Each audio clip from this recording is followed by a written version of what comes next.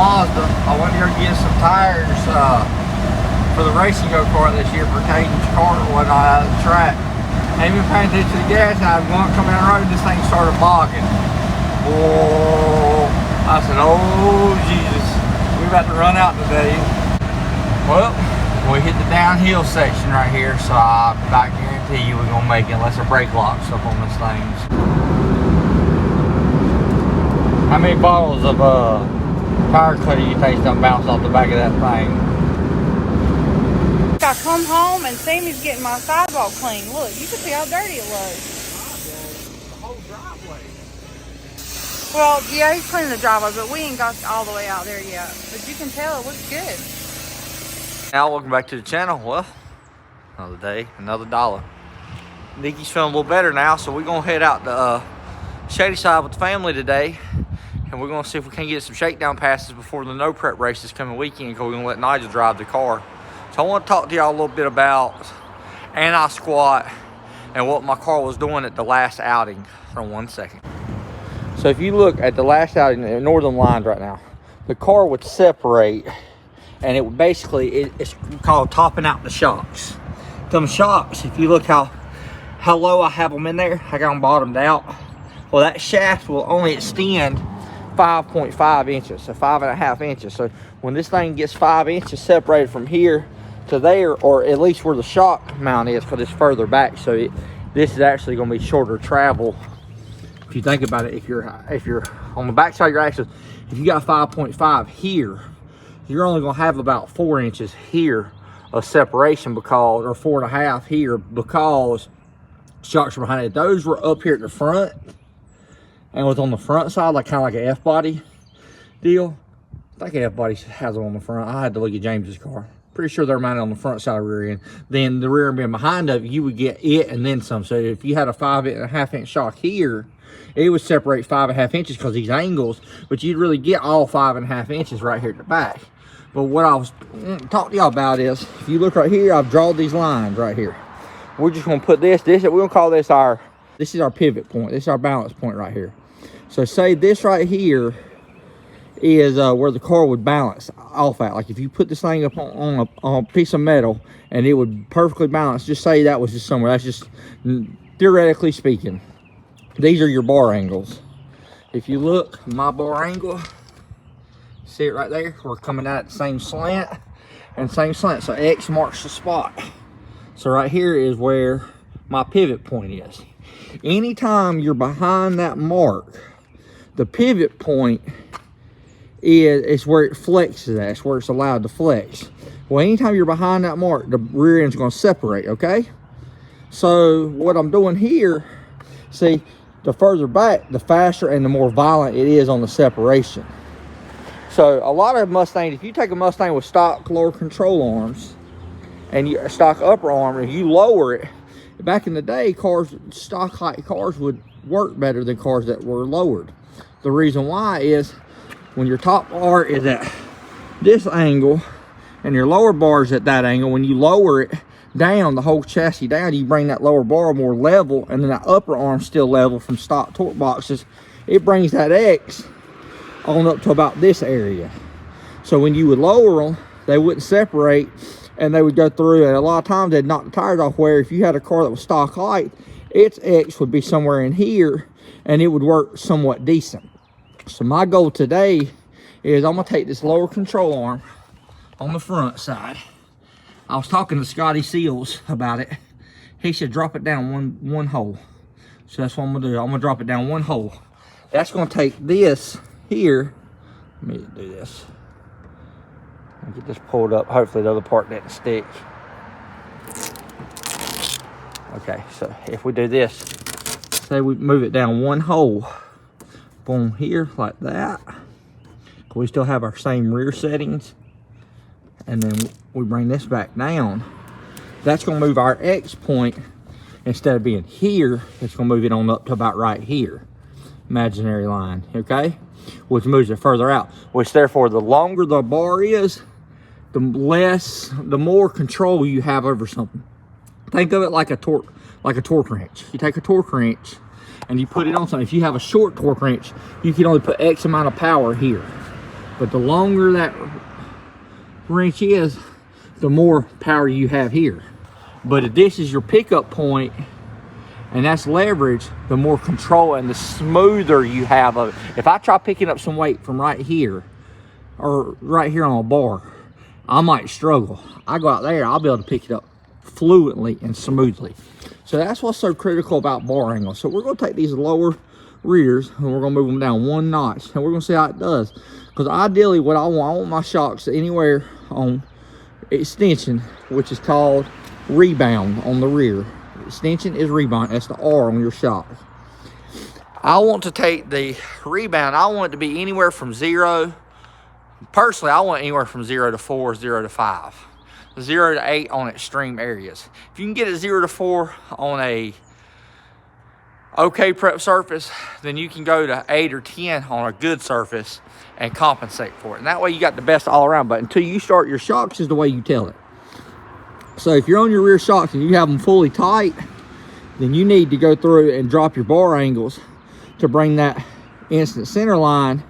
You need to bring it on out here to closer to the pivot point of the car. You understand? You need to go move that line outwards and give that shock a lot more fluid momentum.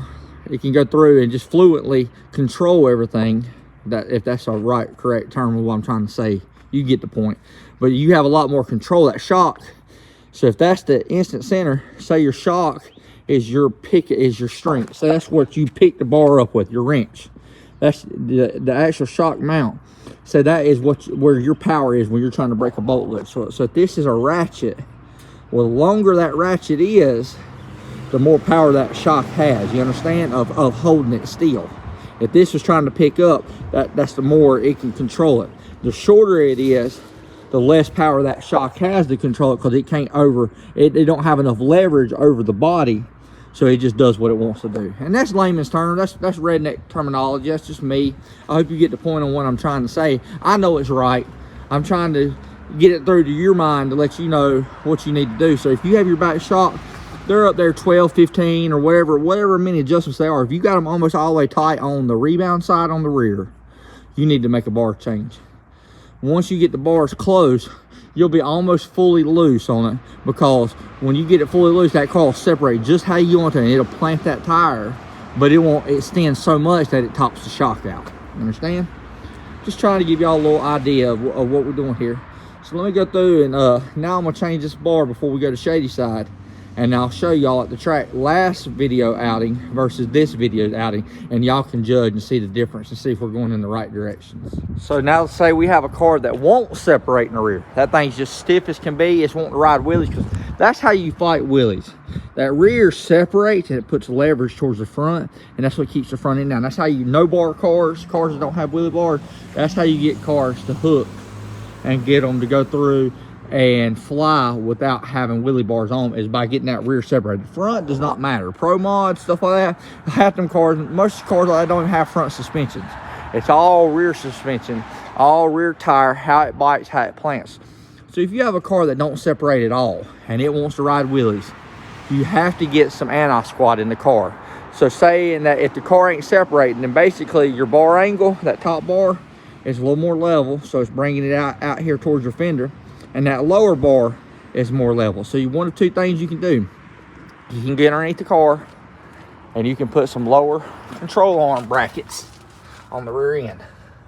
See right here, this lower control arm bracket, if we was in the factory hole, it would be about right here. So that control arm would be almost level. It would not be uphill like that, you understand? That's what brings that movement back, is that upper control arm, is that lower control arm. Upper bolt right here would be where the factory would be on it, and it'd be stiff. If it was in a stock location, then I wouldn't have all this up top up here. So I got these Pro Chassis and Fab Scotty Seals. I got his torque boxes in the car, so it's giving us all this adjustment now. So you're going to need to get this bottom bar and the lower hole in the back, and the upper in the front, or upper area in the front. If you have stock torque boxes, then you had these lower control arms. Okay, if you got stock torque boxes, uppers and lowers, you're going to run this in the bottom hole, and you're going to leave the front up in the factory hole because you don't have no more adjustment or whatever.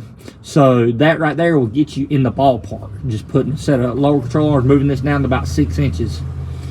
That front hole, I've took a car I had and I've re-drilled it on a stock torque box to move it up an inch in the front.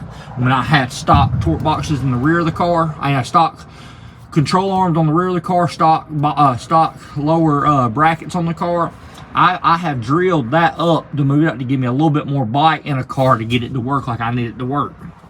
But if you're going through and your car is not separating, it's because you don't have enough angle in them bars. And if you was to draw an imaginary line here across and up, if you was to draw it, your line's going to probably be somewhere around that fender right there, if I had to guess. If that arm's barely at a slant like this, like look at the top of my arm like this, if you just drew an imaginary line and that lowers right there, if you look at about where my cup is on my sleeve, that's about where you would cross at. Where mine is here and here, so that puts me right here in this door area to give it that less separation, you know what I mean? Or to give it more separation, to give it more bite, more hook, more grab over top of them rear shocks. Like I said, the further them arms are imaginary drawn, the more power them shocks have of controlling your movement. So if you have stock boxes, then you need to get you some lower control arm brackets and drop them down to get it. If you have stock boxes and you have stock location springs, you're gonna wind up about right here, because when you put a stock control arm on, or when you have a stock spring on a stock control arm, they're made so they don't have double heim joints. Well, what happens is as you bring that down, this thing being triangulated, mine's moved in, but triangulated factory and the triangulated upper, they will bind at a certain point and you'll start back riding wheelies. So what you gotta do, you gotta go through and just choose your ride height, set your ride height off your lower with a stock length, stock spring. But if you got coilovers, then you can do what you want to do. But like I said, that's just a little insight, a little me trying to give y'all some tips on getting y'all's car to work a little better. Hopefully I can get my car to work a little better, and all this will work out pretty good. All right, now we got it loaded up, got the bars changed. Y'all make sure y'all check out tomorrow's video. I'll have all the video from the track.